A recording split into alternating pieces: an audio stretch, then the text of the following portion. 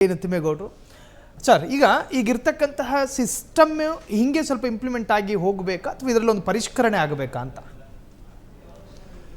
System ಕರೆಕ್ಟಾಗಿದೆ Mustafa ಅವರೇ, system ಚೆನ್ನಾಗಿದೆ, rules ಚೆನ್ನಾಗಿದೆ.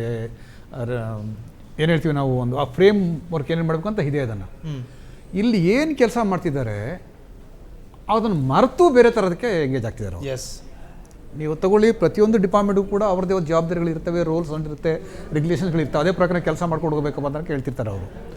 ಬಟ್ ಇವರು ಅಲ್ಲಿಂದ ಡಿವಿಷನ್ಸ್ ಹೋಗ್ತಿರ್ತಾರೆ ಹೊರತು ಸಿಸ್ಟಮ್ ಇದೆ, ಚೆನ್ನಾಗಿದೆ. ನಮ್ಮ ಕಾನ್ಸ್ಟಿಟ್ಯೂಷನ್ ಚೆನ್ನಾಗಿದೆ, ನಮ್ಮ ರೂಲ್ಸ್ ಚೆನ್ನಾಗಿದೆ, ರೆಗ್ಯುಲೇಷನ್ ಚೆನ್ನಾಗಿದೆ, ಎಲ್ಲ ಚೆನ್ನಾಗಿದೆ.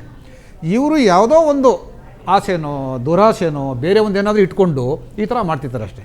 ಈಗ ನೀವು 4-5 ಏನು ಕ್ಲಿಪ್ಸ್ ತೋರಿಸಿದ್ರಿ, ಅವಶ್ಯಕತೆ ಇಲ್ಲ, ಅದೆಲ್ಲ ಮಾಡಬೇಕಾದ ಅವಶ್ಯಕತೆ ಇಲ್ಲ.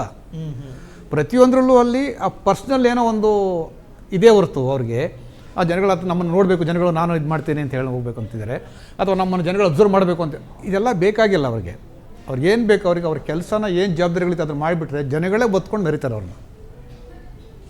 ಅವರೇ ಇವ್ರನ್ನ ಹೋಗ್ಬೇಕಾಗಿಲ್ಲ, ಲೇಡಿ ಯಾವುದರಲ್ಲಿ ಜೀಪಲ್ಲಿ ಹೋಗ್ಬೇಕಾಗಿಲ್ಲ, ಈ ಅಮ್ಮ ಕೊಂಡಾಯಬೇಕಾಗಿಲ್ಲ, ಅವ್ರು ಬೇರೆ ಏನು ಅವ್ರು ಹಾಡಾಗಬೇಕಲ್ಲ. ಶಿವಕುಮಾರ್ ಅವರು ಅವ್ರ ಕೆಲಸನ ಏನಿದೆ, ಅವ್ರ ಜವಾಬ್ದಾರಿಗಳಿದೆ ಕಾನ್ಸ್ಟಿಟ್ಯೂಷನ್ ಪ್ರಕಾರ, ರೆಗ್ಯುಲೇಷನ್ ಪ್ರಕಾರ ಮಾಡಿಬಿಟ್ರೆ, ಜನಗಳಿಗೆ ಸೇವೆ ಮಾಡಿಬಿಟ್ರೆ ಅವರು ಒತ್ಕೊಂಡು ಮೆರೆಬಿಡ್ತಾರೆ. ಅಂತ ಎಕ್ಸಾಂಪಲ್ಗಳು ಕೂಡ ಇದ್ದಾವೆ. ಎಂತೆಂಥ ಡಿ ಸಿಗಳೆಲ್ಲ ಕೆಲಸ ಮಾಡಿ ಅವ್ರನ್ನ ಟ್ರಾನ್ಸ್ಫರ್ ಆದಾಗ, ಬೇಡ ಇವ್ರು ನಮ್ಗೆ ಬೇಕು, ಇಂಥ ಕೆಲಸಗಳೆಲ್ಲ ಮಾಡಿದ್ದಾರೆ, ಇನ್ನೊಂದು ವರ್ಷ ಬಿಡಿ ಆ ಕೆಲಸಗಳೆಲ್ಲ ಮುಗಿಸ್ಲಿ ಅಂತ ಓಡಾಡೋರು ಇದ್ದಾರೆ. ಎಷ್ಟೋ ಜನ ನೋಡಿದ್ವಿ. ಬೇಡ, ಪರ್ಟಿಕ್ಯುಲರ್ ಪರ್ಸನ್ಸ್ ನಾವು ಮೆನ್ಷನ್ ಮಾಡೋದು ಬೇಡ, ಆ ಥರ ಇದ್ದಾರೆ. ಇವ್ರು ಏನಂದರೆ, ಅಥವಾ ಏನೋ ಒಂಥರ ಈ ಸೋಕಿ ಅಂತ ಹೇಳ್ತೀವ.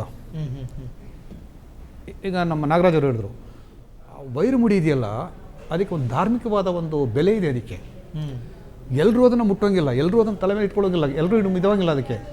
ಅದನ್ನು ತೆಗಿಬೇಕಾದ್ರೆ ಒಂದು ಪ್ರೊಸೀಜರ್ಸ್ ಇರುತ್ತೆ.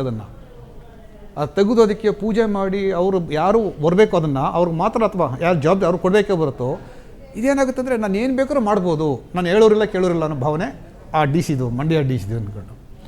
ಈ ಎಮ್ಮಂದು ನಡೆದಲ್ಲ, ಇವರು ತುಂಬ ಪ್ರಾಕ್ಟೀಸ್ ಮಾಡಿರ್ತಾರೆ, ಊಟದಲ್ಲಿ ಪ್ರಾಕ್ಟೀಸ್ ಇದಿರುತ್ತೆ.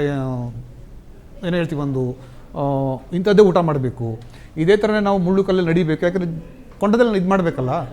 ಅವ್ರಿಗೆ ಬೆಲೆ ಇರುತ್ತೆ ಅದರಲ್ಲಿ, ಸಮಾಜದಲ್ಲಿ ಅವ್ರಿಗೆ. ಕೊಂಡ ಏನು ಅಂದರೆ ಅವ್ನಿಗೊಂದು ಬೆಲೆ ಇರುತ್ತೆ, ಅವನಿಗೆ ಮರ್ಯಾದೆ ಇರುತ್ತೆ ಅವ್ರಿಗೆ. ಇವರು ಯಾವಾಗ ಈ ಥರ ಎಲ್ಲ ಮಾಡಿಬಿಟ್ರೆ, ಯಾರು ಬೇಕಾದ್ರೂ ಆಗ್ಬೋದು ಅಂತೇಳಿ ಧಾರ್ಮಿಕವಾಗಿ ಅದು ಮರ್ಯಾದೆ ಹೊಟ್ಟೋಗ್ಬಿಡ್ತದೆ. ಎಸ್, ತಾವು ಹೇಳ್ತಿರ್ಬೇಕಾದ್ರೆ ಒಂದು ಗಾದೆ ನೆನಪಾಯಿತು ಸರ್. ಯುದ್ಧಕ್ಕೆ ಸನ್ನದ್ಧವಾಗಿರುವ ಕುದುರೆಗಳು ಮೆರವಣಿಗೆಯಲ್ಲಿ ಪಾಲ್ಗೊಳ್ಳೋದಿಲ್ಲ ಅಂತೆ ಸರ್. ಅದೇನೇ ಇರಲಿ, ಎಸ್, ನಾನು ನಾಗರಾಜ್ ಸರ್ ಜೊತೆ ಮಾತನಾಡೋದಿದೆ ಸರ್. ಈಗ ಸಾರ್ವಜನಿಕರಿಗೆ ಅರ್ಥ ಆಗಬೇಕು ಅನ್ನೋ ಕಾರಣಕ್ಕೋಸ್ಕರ ಒಂದು ಉದಾಹರಣೆ ಕೊಡ್ತಾ ಇದ್ದೀನಿ. ನಾಗರಾಜು ಸರ್ ಒಬ್ಬ ಪೊಲೀಸ್ ಅಧಿಕಾರಿ, ಅನೇಕ ಚಾಲೆಂಜಿಂಗ್ ಕೇಸ್ಗಳನ್ನು ಭೇದಿಸಿದ್ದಾರೆ. ಅವ್ರನ್ನ ಕಂಡ್ರೆ ಒಂದು ತರಹದ ಭಯ, ಒಂದು ತರಹದ ಭಕ್ತಿ, ಒಂದು ತರಹದ ಗೌರವ. ಆ ತರಹದ್ದೊಂದು ನಾಗರಾಜು ಸರ್ ರೀಲ್ಸ್ಗಳಲ್ಲಿ, ಇನ್ಸ್ಟಾಗ್ರಾಮ್ಗಳಲ್ಲಿ, ಫೇಸ್ಬುಕ್ಗಳಲ್ಲಿ ಆಗಾಗ ಹಾಡೋ ವಿಡಿಯೋಗಳು ಕಾಣಿಸಿಕೊಳ್ಳುತ್ತೆ.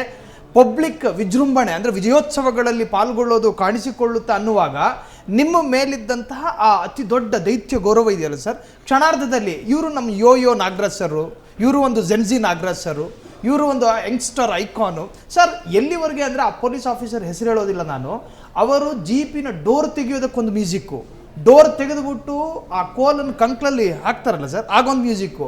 ಸೊ ಈ ತರಹದ ಶೋಕಿಗಳು ವಿಡಿಯೋಗಳ ಮುಖಾಂತರ ಹರಿಯಬಿಡ್ತಾರೆ.